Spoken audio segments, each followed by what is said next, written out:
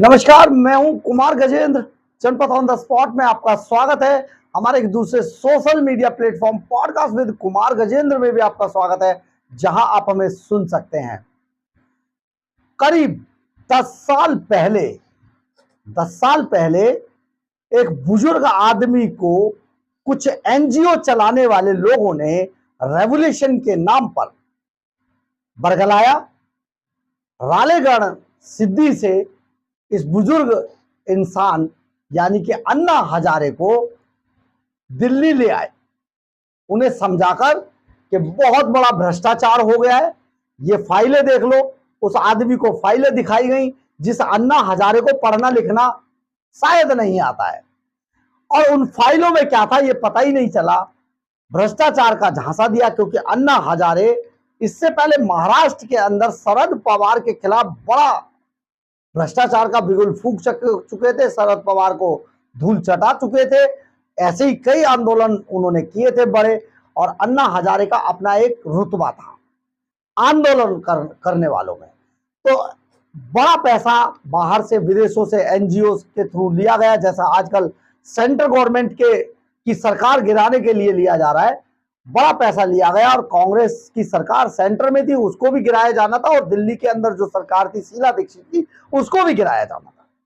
दोनों सरकारों के प्रति मनमोहन सिंह जो थे वो प्रधानमंत्री थे देश के, और दोनों सरकारों को गिराने के लिए विदेशों से मोटी फंडिंग इन एनजीओ वालों ने ली थी। ये जो एनजीओ, इनमें कई एनजीओ शामिल थी, लेकिन जब दिल्ली में मंच सजा रामलीला मैदान का, तो इस पर बहुत सारे लोगों ने कब्जा किया। क्योंकि लगातार खाना ना खाने की वजह से अन्ना हजारे बुजुर्ग भी थे, उनका स्वास्थ्य गिर रहा था, और ऐसे में मंच पर अरविंद केजरीवाल जैसे सातिर दिमाग लोग भी चढ़ गए, क्योंकि मैग्सेसे से पुरस्कार से सम्मानित थे, बहुत चतुर थे दिमाग से।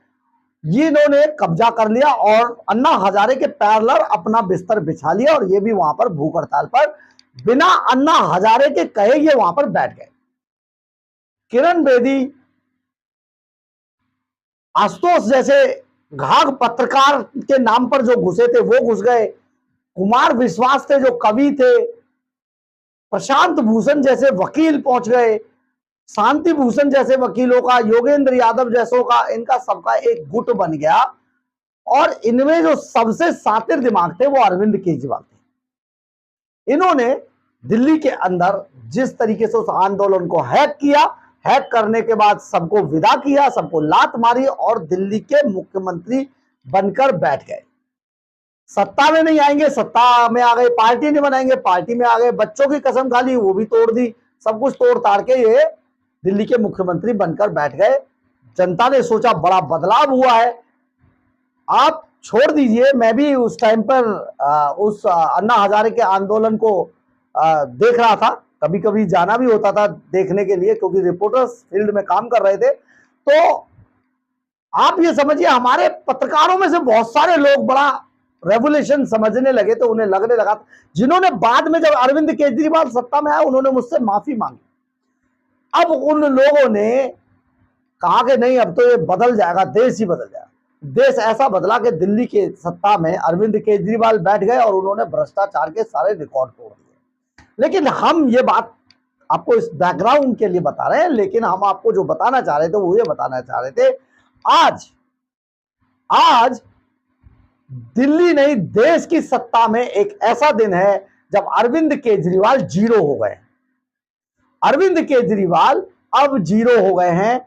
अरविंद केजरीवाल जो सुरक्षा नहीं लेंगे, बंगला नहीं लेंगे, गाड़ी नहीं लेंगे, सब कुछ लिया, लेकिन आज सुरक्षा नहीं है, गाड़ी नहीं है, बंगला नहीं है।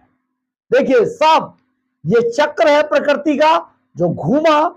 जितने लोग कोरोना में अरविंद केजरीवाल की वजह से मरे, उन सबका पाप अरविंद केजरीवाल को लगेगा, और अरविंद केजरीवाल को लगेगा, उसके परिवार को लगेगा, और जितने उसके साथ थे चांडाल चौकड़ी में, इन सबको लगेगा। सत्येंद्र जैन का हाल देख लीजिए, मनीष सिसोदिया का हाल देख लीजिए। आप समझिए, अभी चक्र घूम रहा है, शुरू हुआ है, अभी और आएगा।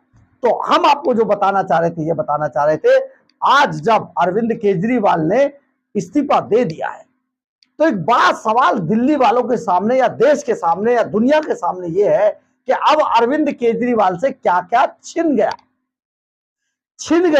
या छीन लिया गया। प्रकृति ने जैसे भर भर के दिया था, आज अरविंद केजरीवाल एक वो व्यक्ति बन गए हैं जिनके आगे पीछे अब कुछ नहीं बचा है। जो उन्होंने शराब घोटाले या दूसरे घोटालों से जितना कमाया, अब केवल वो, और वो भी, उसकी भी चाबी राघव चड्ढा के पास है। आपको यह भी बता देते हैं, अरविंद केजरीवाल के पास चाबी नहीं है, राघव चड्ढा के पास है। अब आप ये समझ लीजिए, देखिए हम छोड़िए, किसी का नाम नहीं लेते, लेकिन आपको बता दें, आज अरविंद केजरीवाल के इस्तीफा देते ही सबसे पहले केजरीवाल के साथ जो लाव लश्कर चलता था ना सुरक्षा का, फिनिश।